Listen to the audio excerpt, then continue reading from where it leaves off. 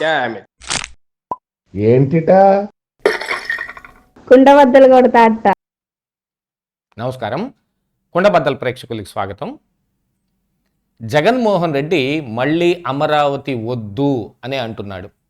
ఇది సజ్జల రామకృష్ణారెడ్డి నోటి మూలంగా బయటకు వచ్చింది. ఇప్పుడు ప్రస్తుతం అమరావతికి చట్టబద్ధత కల్పించడానికి అసెంబ్లీలో తీర్మానం చేసి దాన్ని పార్లమెంటుకు పంపించే విధంగాను, పార్లమెంటులో ఈ సెషన్స్లోనే దాన్ని తీసుకొచ్చి చట్టబద్ధత కల్పిస్తే ఇక అమరావతిని అక్కడి నుంచి మార్చడానికి కుదరదు అని తీసుకుంటున్న నిర్ణయానికి ఇప్పుడు సజ్జల రామకృష్ణారెడ్డి కానీ ఆయన జగన్మోహన్ రెడ్డి కానీ చాలా అతలాకుతలం అయిపోతున్నారు.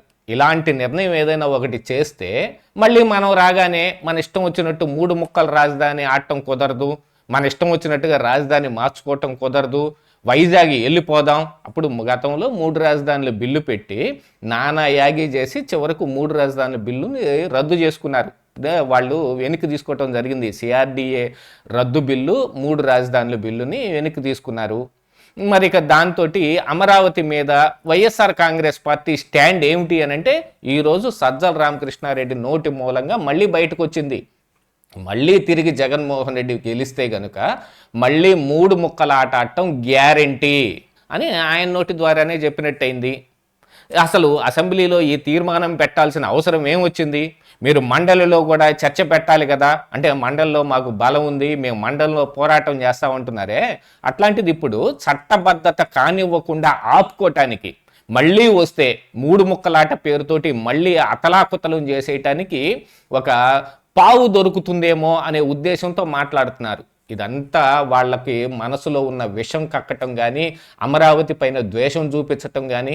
గతంలో అయితే బుగ్గన రాజేంద్రనాథ్ రెడ్డి ఏదో బెంగళూరులో ఒక సమ్మిట్లో అటెండ్ అయినప్పుడు కూడా ఈ అమరావతి అనే పేరు పలకటానికి కూడా యాక్చువల్గా వైసీపీలో జగన్మోహన్ రెడ్డి చెప్పింది శిలాశాసనం కాబట్టి జగన్కి అమరావతి అని పేరు పలకటమే అసలు సుతరామ ఇష్టం ఉండదు.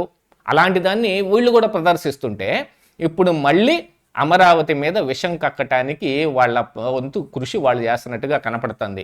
ఢిల్లీ స్థాయిలో కూడా మేము ఏదో ఒకటి కుదిరితే ఆ చట్టబద్ధత కానియకుండా ఆపుకుందాం అనే ప్రయత్నాలు కూడా చేస్తున్నట్టుగా కొన్ని కనపడుతున్నాయి.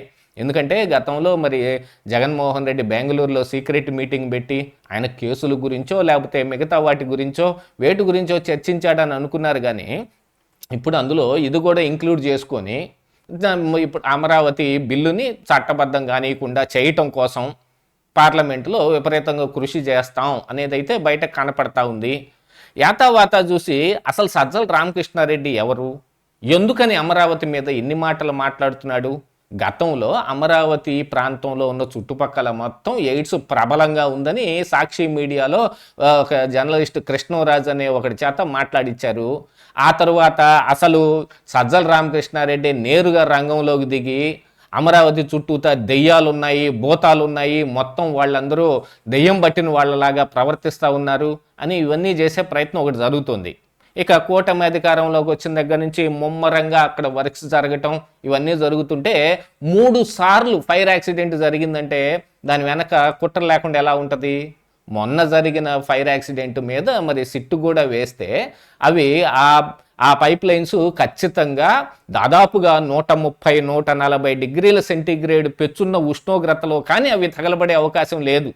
కానీ అక్కడ ఉన్న సీసీ కెమెరా ఫుటేజ్ లేకపోవటం కానీ లేకపోతే అక్కడ ఉన్న సెక్యూరిటీ గార్డు కూడా ఆ సమయానికి నేను ఎక్కడో మోటార్ ఒక స్విచ్ ఆఫ్ చేయడానికి వెళ్ళానండి అని చెప్పటంతో అనుమానాలు బాగా ప్రబలంగా వచ్చాయి. దీనికంటే ముందుగా మరి ఇక్కడ సీడ్ యాక్సెస్ రోడ్డుకి దగ్గరలో ఉన్న పైప్ లైన్లు ఇలాగనే తగలబడిపోవటం. అసలు దానికంటే ముందుగానే మరి అమరావతికి మరి పునర్నిర్మాణ సభకి మోడీ విచ్చేస్తున్న సమయంలో కూడా మళ్ళీ ఇలాంటి పైపులే తగలబడిపోతాయి. ఎందుకు తగలబడతాయి ఊరుకూరుకునే పైపులు అంటే? ఎవరో ఒకళ్ళు తగలబెడతా ఉంటారు. ఎవరు తగలబెడతారు అని అంటే అది అందరికీ తెలిసిందే. ఇలాంటి వ్యవహార శైలంతా ఓ పక్కన నడుపుతా కంపెనీలని బెదిరించడానికి మరొక వైపు చూస్తూ ఇక ఈ చట్టబద్ధత దగ్గరకు వచ్చేటప్పటికి అసలు ఆ తీర్మానం చేయాల్సిన పని ఏమొచ్చింది అంటున్నారంటే మళ్ళీ జగన్ వస్తే ఖచ్చితంగా అమరావతి ఉండదు అని చెప్పకనే చెప్పినట్టే కదా. ఇదే ఈరోజు కుండబద్దలు.